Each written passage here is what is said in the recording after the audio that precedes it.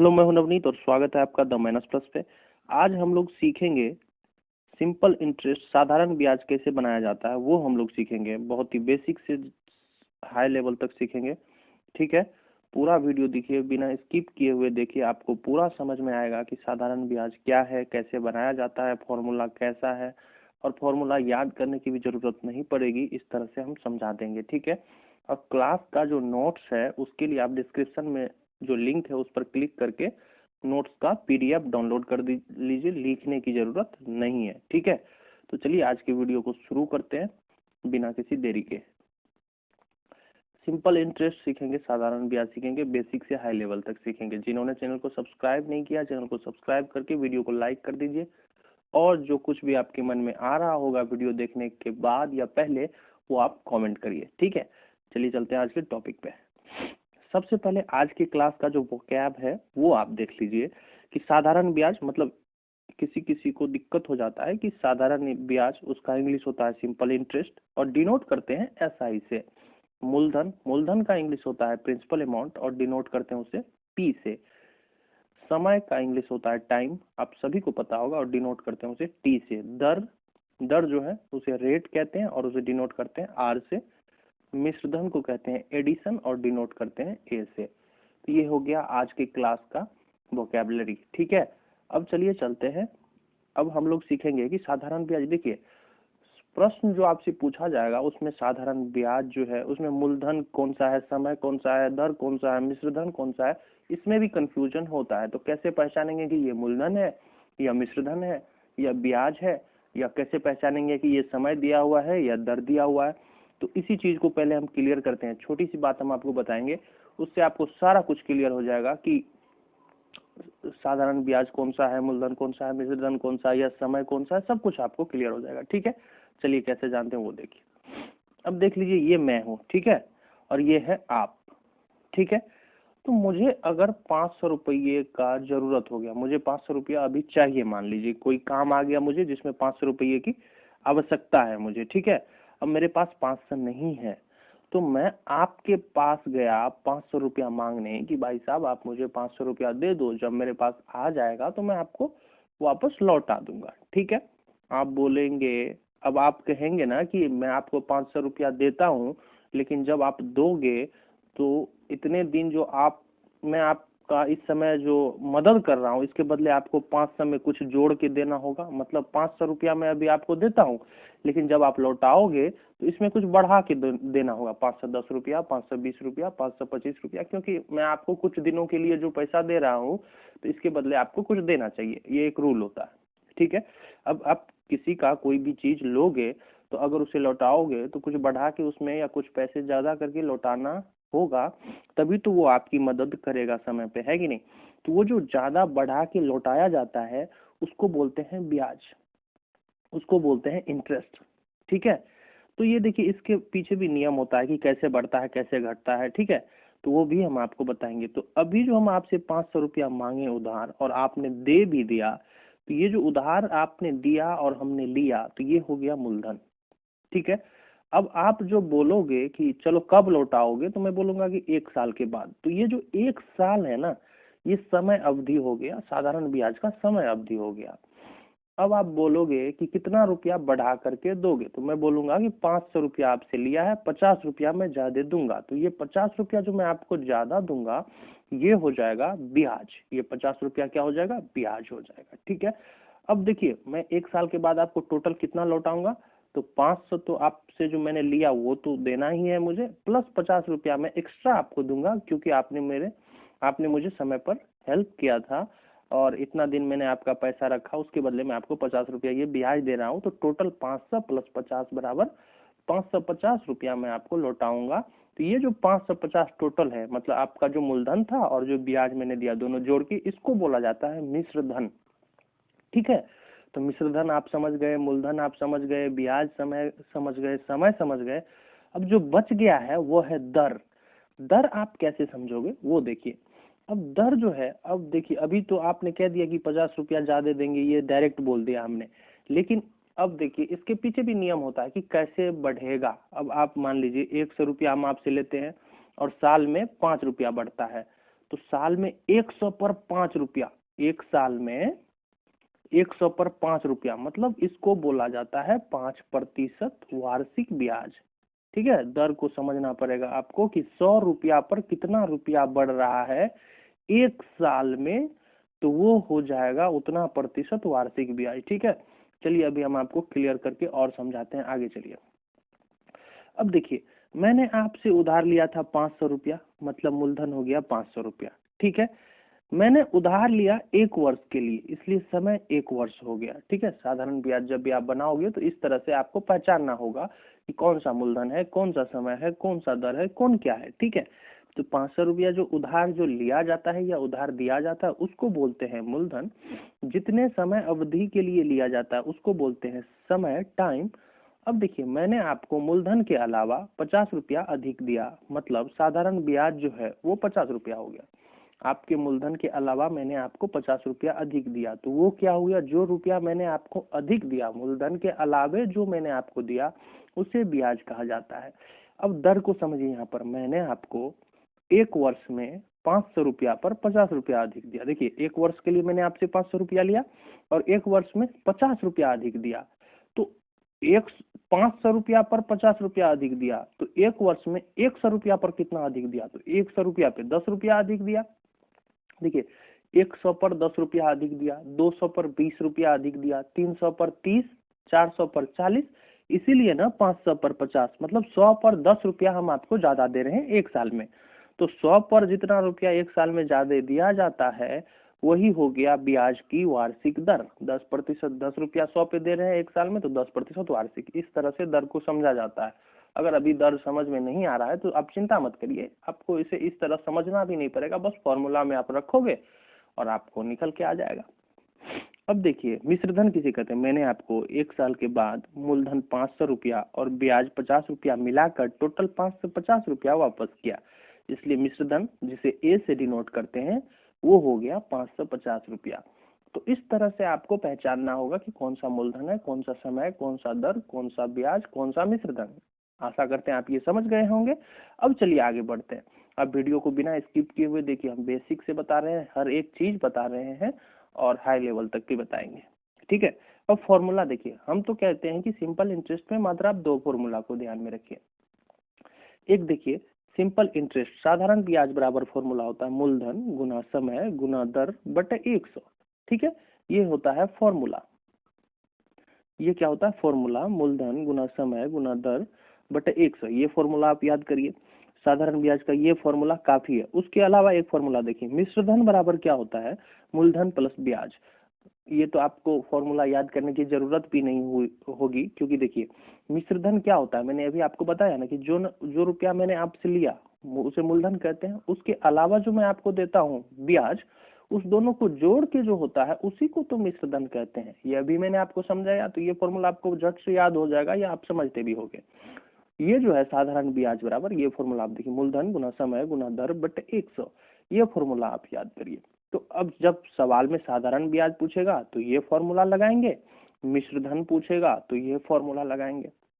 लेकिन अगर पूछ दे कि समय कितने अवधि के लिए, टाइम पूछ दे या रेट पूछ दे, या टाइम पूछ दे या रेट पूछ दे या मूलधन पूछ दे, तब आप कैसे निकालोगे। तो देखिए, ये जो फॉर्मूला है ना साधारण ब्याज, इस फॉर्मूला में जो जो दिया रहेगा वो पुट करके बाकी इक्वेशन की तरह आप निकाल सकते हो। लेकिन मैं आपको फॉर्मूला भी बता देता हूँ। ये देखिए, साधारण ब्याज बराबर होता है मूलधन गुना समय गुना दर बटे 100। ठीक है, अब देखिए, मूलधन बराबर, साधारण ब्याज बराबर होता है मूलधन गुना समय गुना दर बटे 100। ठीक है, अब इसको कैसे फॉर्मूला बनाया, ये मूलधन और समय और दर के लिए कैसे फॉर्मूला बनाया गया है वो आप देख लीजिए। इक्वेशन अगर आपको आता होगा तब तो आप अभी तक समझ गए होंगे। देखिए, हमको मूलधन निकालना है, ये है मूलधन। ठीक है, ये हमको पता करना है, तो हम क्या करेंगे, इक्वेशन की तरह, ये जो साधारण ब्याज है ये 100 इस तरफ भागा में है, अगर इस तरफ जाएगा तो गुना में आ जाएगा, तो साधारण ब्याज गुना 100, यहाँ पे देखिए साधारण ब्याज गुना 100, साधारण ब्याज गुना 100 कर दिए, बट मूलधन तो निकालना है तो मूलधन को इस साइड ही रखेंगे। अब बाकी समय गुना दर जो है वो इस तरफ ऊपर में है तो इस तरफ नीचे चला जाएगा, समय गुना दर। तो ये नीचे में आ गया।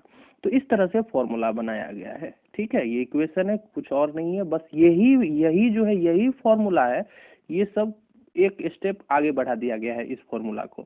अब देखिए समय निकालना है, इसको याद कैसे करें आप, सो देखिए मूलधन अगर निकालना है, जो भी फॉर्मूला, ये तीनों फॉर्मूला को आप देखिए, ऊपर में साधारण ब्याज गुना 100 तीनों में है, साधारण ब्याज गुना 100 तीनों में है, साधारण ब्याज गुना 100 तीनों में है कि नहीं है।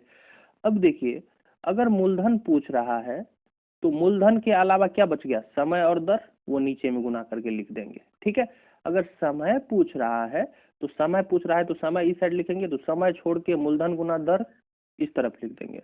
दर पूछ रहा है तो दर को छोड़ के क्या बच गया, दो ठो समय और मूलधन बच गया, तो नीचे में समय और मूलधन गुना कर देंगे। देखिए तीन चीजें हमारे पास, मूलधन है, समय है, दर है, ये तीन चीज जो है, तीनों में अगर कोई एक पूछेगा, जैसे मूलधन पूछ दिया यहाँ पे मूलधन, तो मूलधन को छोड़ के ये समय गुना रेट को यहाँ नीचे में गुना कर दिए, समय गुना दर गुना कर दिए।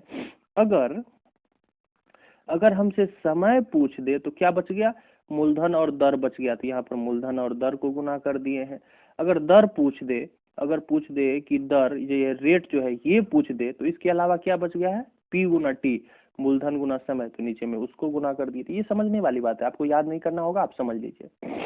अब चलिए हम आपको एक एग्जाम्पल के थ्रू बताते हैं। एक एग्जाम्पल नंबर 1 है, देखिए मूलधन 500 रुपया है, समय 1 वर्ष के लिए, दर 10% है, मिश्रधन पूछ रहा है।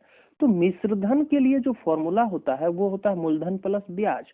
तो मूलधन तो 500 रुपया है, ठीक है, अब ब्याज तो हमको पता नहीं है, तो अगर मिश्रधन हमको पता करना है उससे पहले मुझे ब्याज निकालना होगा। तो साधारण ब्याज का फॉर्मूला क्या होता है, मूलधन गुना समय, मूलधन गुना दर गुना समय बटे 100, ये आगे पीछे हो सकता है, मूलधन गुना समय गुना दर बटे 100, ये फॉर्मूला होता है।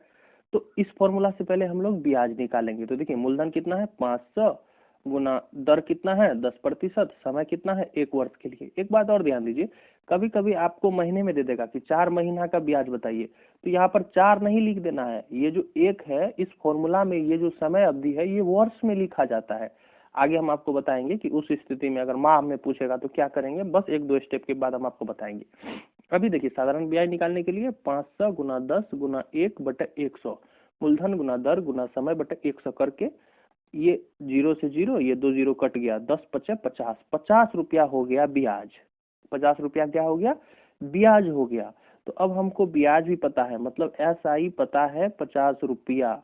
तब अब हम क्या करेंगे, मिश्रधन बराबर मूलधन 500 प्लस ब्याज 50 रुपया, मतलब टोटल 550 रुपया मिश्रधन हो गया। ये हो गया अपना आंसर। अब चलिए एग्जाम्पल नंबर 2 पे। एग्जाम्पल नंबर 2 है, मूलधन इतना है, दर भी दिया हुआ है, ब्याज दिया हुआ है और समय पूछ रहा है।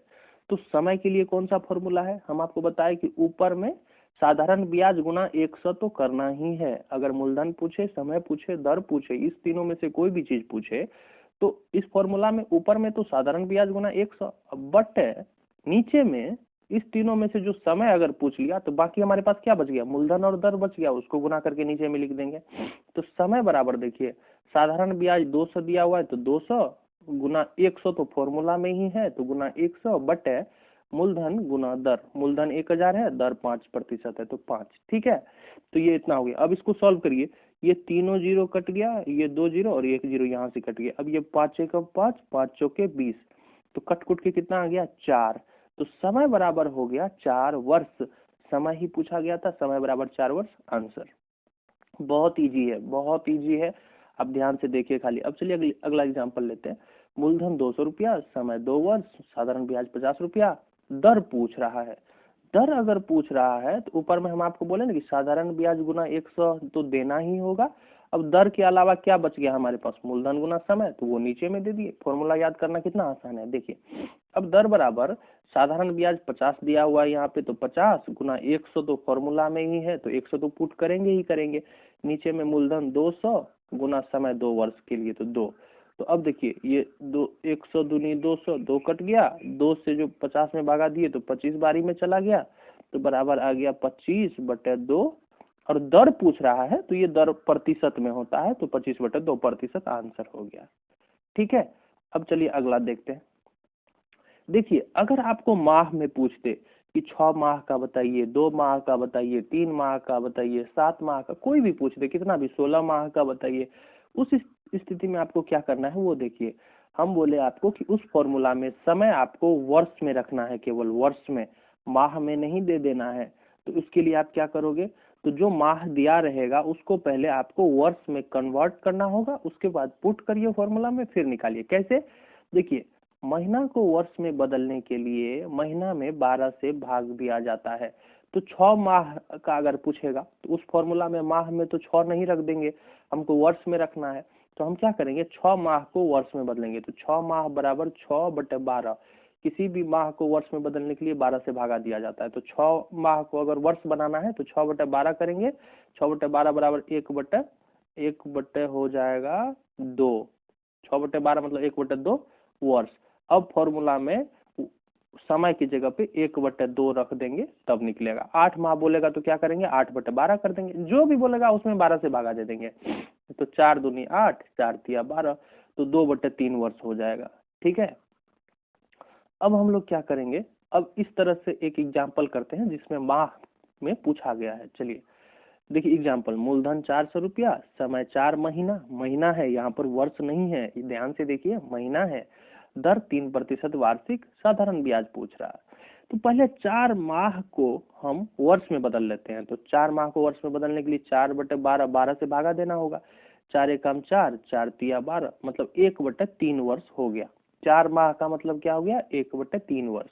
अब हमारे पास समय जो है वो वर्ष में है, अब बाकी सब चीज तो ठीक ही है। तो साधारण ब्याज जो निकाल रहे हैं अभी, तो साधारण ब्याज जो निकाल रहे हैं तो फॉर्मूला क्या होता है, P गुना R गुना T/100। P मतलब मूलधन, R मतलब दर, T मतलब समय, मूलधन गुना समय गुना दर/100। तो अब इस फॉर्मूला से हम लोग निकालेंगे साधारण ब्याज। तो देखिए 400 क्या है, मूलधन, समय है 1/3, तो 1 ऊपर में 3 नीचे में, 1/3 है ना, तो 1 ऊपर में 3 नीचे में आ जाएगा। ठीक है, दर है 3%, तो 3 दे दिए, और नीचे में 100 तो आएगा ही आएगा। ठीक है, अब देखिए क्या करना है, इसको काट कूट के, ये 3 से 3 कट गया, और ये 2 जीरो, ये 2 जीरो कट गया, तो SI बराबर कितना हो गया, SI बराबर 4 रुपया। 4 रुपया आंसर आ गया। तो साधारण ब्याज पूछ रहा था, साधारण ब्याज 4 रुपया होगा। 4 महीना का ब्याज कितना हो जाएगा, 400 रुपया का, 3% वार्षिक ब्याज की दर से 4 रुपया। तो इस तरह से बनाया जाता है। अब चलिए एक और एग्जाम्पल लेते हैं, ये थोड़ा कठिन एग्जाम्पल है, इसको ध्यान से पढ़िए। 3800 रुपया की धनराशि को, देखिए मूलधन जो है वो 3800 रुपया है, को 2 भागों में इस प्रकार विभाजित किया गया कि पहले भाग पर 10% वार्षिक ब्याज की दर से 2 वर्ष का साधारण ब्याज, दूसरे भाग के 6% वार्षिक ब्याज की दर से 3 वर्ष का साधारण ब्याज के बराबर है। वे दोनों भाग की राशियां क्या है। अब देखिए अगर आपको समझ में आ गया क्वेश्चन तो बहुत अच्छी बात है, नहीं आया तो अभी हम आपको बताते हैं थोड़ा सा बढ़िया से। देखिए 3800 रुपया है, उसको 2 भाग में बांटा गया। 2 भाग में इस तरह से बांट दिया गया है कि एक भाग पे जो है, देखिए 2 भाग में बांट दिया गया, एक भाग पे 10% दर से, और दूसरे भाग पे 6% दर। और पहले भाग का जो मूलधन है वो 2 वर्ष के लिए ब्याज जोड़ेंगे उस पे, और दूसरा भाग जो है उस पे 3 वर्ष के लिए। लेकिन दोनों का जो ब्याज है वो बराबर होना चाहिए। तो ये जो 3800 को 2 भाग में बांटेंगे तो कितना कितना भाग में बांटेंगे वही पूछ रहा है हमसे। तो चलिए अभी देखिए इसको कैसे बनाया जाता है। 3800 रुपया की धनराशि को 2 भाग में बांटने के लिए एक भाग को y रुपया मान लेते हैं। अभी हमको पता नहीं है कि पहला भाग कितना है, दूसरा भाग कितना है, और यही तो बनाना है, यही तो सवाल है कि पहला भाग और दूसरा भाग 2 भाग में बांटा गया है, तो दोनों भाग की राशियां बताइए। तो पहला भाग को मान लेते हैं y रुपया, और दूसरा भाग, पहला भाग अगर y रुपया है तो दूसरा कितना हो जाएगा, टोटल 3800 में से y घटा देंगे उतना हो जाएगा। ठीक है, 3800 माइनस y रुपया हो जाएगा।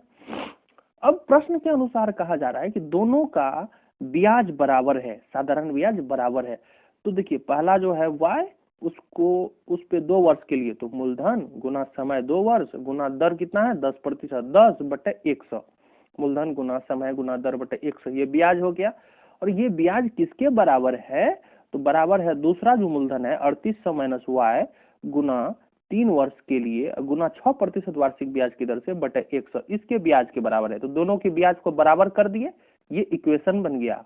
बन गया कि नहीं बन गया? ये इक्वेशन, इसी को सॉल्व करेंगे तो y की वैल्यू हमें आ जाएगी। कैसे वो देखिए, इस 100 से ये 100 कट गया क्योंकि दोनों नीचे में है तो ये कट जाता है। उसके बाद देखिए ये 10 दूनी 20 गुना y, तो 20y, देखिए 20y बराबर ये कितना हो जाएगा, 36 18, 3800 गुना 18 माइनस 18। देखिए हम आपको यहाँ पे फ्रेश लिख के दिखाते हैं। 20y हो गया उस तरफ और इस तरफ क्या हो गया, 3800 गुना 18। देखिए ये जो है 36 18, 18 से पहले गुना करेंगे 3800 को, उसके बाद माइनस लगाएंगे, उसके बाद 36 18 माइनस y, तो माइनस 18y, इस तरह से लिखेंगे। उसी तरह से यहाँ पर लिखा गया है 3800 गुना 18 माइनस 18y। ठीक है, समझ में आ गया ना? अब देखिए 20y है, ये जो माइनस 18y है बराबर की इस साइड आएगा तो प्लस 18y हो जाएगा, बराबर 3800 गुना 18, सेम का सेम लिख दिए। अब 20 10 30 8 38, ये दोनों को जोड़ दिए तो हो गया 38y बराबर 3800 गुना 18।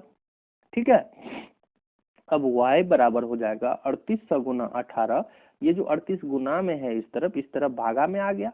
अब इस 38 से ये 3800 100 बारी में कट गया, 100 बारी में कट गया, तो 100 गुना 18 बराबर 1800 रुपया हो गया। तो y बराबर हो गया 1800, तो पहला भाग जो है वो 1800 हो गया और टोटल था हमारे पास 3800, तो दूसरा भाग तो आप आराम से निकाल सकते हैं, 3800 माइनस 1800। देखिए y बराबर 1800 अर्थात पहला भाग 1800 रुपया तथा दूसरा भाग 3800 माइनस y था हमारा। देखिए पहला y माने थे, दूसरा 3800 माइनस y माने थे, तो दूसरा जो है 3800 माइनस y, तो 3800 माइनस y की वैल्यू कितना है हमारे पास अब 1800, तो 3800 माइनस 1800 बराबर 2000 रुपया। तो ये दोनों भाग हमसे पूछा गया था, पहला भाग हो गया 1800 रुपया आंसर, दूसरा हो गया 2000 रुपया आंसर। तो इस तरह से बनाया जाता है। अगर आप चाहते हैं कि साधारण ब्याज पे हम और भी क्वेश्चंस लाएं, बहुत ही मजेदार और टफ क्वेश्चन, तो उसके लिए आपको कमेंट करना होगा कि हाँ पार्ट 2 इसका लाइए। ठीक है, इस वीडियो में जो कुछ भी नहीं समझ में आया वो भी आप कमेंट कर सकते हो। वीडियो देखने के लिए आपका बहुत बहुत धन्यवाद। आप वीडियो को लाइक करिए, वीडियो को अपने दोस्तों में शेयर करिए और कमेंट भी करिए कि आप क्या चाहते हो कि पार्ट 2 इसका हम लाएं, टफ क्वेश्चन। उसमें हम बताएंगे ना, सिर्फ क्वेश्चंस बताएंगे, प्रॉब्लम करवाएंगे अगर आप कहोगे तो। अगर आपने चैनल को सब्सक्राइब नहीं किया तो चैनल को सब्सक्राइब करके द माइनस प्लस परिवार का मेंबर बन जाइए। चलिए मिलते हैं अगले वीडियो में, तब तक के लिए टेक केयर।